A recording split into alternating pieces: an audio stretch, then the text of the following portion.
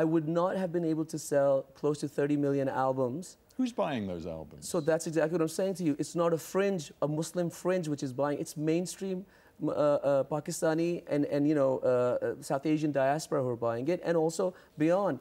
But it would have never happened, as I tell the story in the book.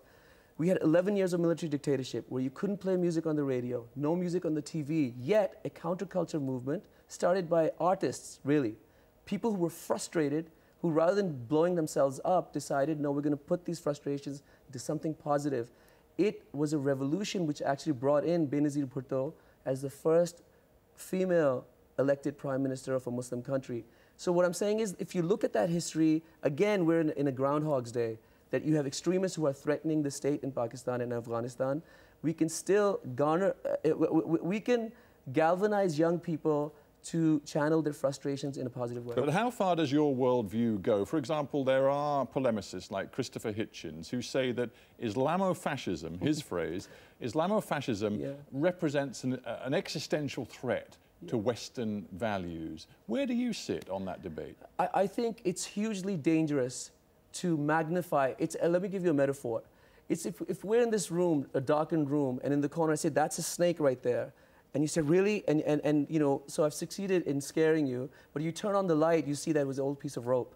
That's when people talk about terms like Islamofascism or Islamic terrorism or Muslim rage, it's expanding, magnifying something which is a minority into defining a faith tradition of 1.5 billion people and a history of 1400 years in which people have realized that if it was so totalitarian and fascist, why were we able to see so much culture flourishing, so much scientific knowledge in progress in scientific knowledge? So there's a vested interest in those people who are Islamophobes to define Islam through the lens of the terrorists. We're almost out of time, but before we end, a personal question. Do you have children? I have 3 boys. You have 3 boys. Do you believe, as if I can put it politely, a mature rock star now, that you will be able to raise those boys as good Muslims in the West, in the United States?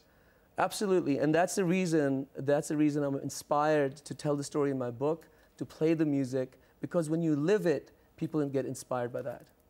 Including your own sons? Well, I hope so. Who will be inspired not just by the rock and roll element, but by the Muslim element. Well, look at it. A.R. Rahman won an Academy Award. He's a South Asian Muslim, right? A convert to Islam who openly wears his faith on his sleeve, wins, you know, Academy Awards, Grammy Awards for J-Ho, Slumdog Millionaire soundtracks. He's happy living in the modern world and being Muslim. Salman Ahmad, we have to leave it there. Thanks for being on Hard Talk. Okay, brother. Thank you. Thank you very much.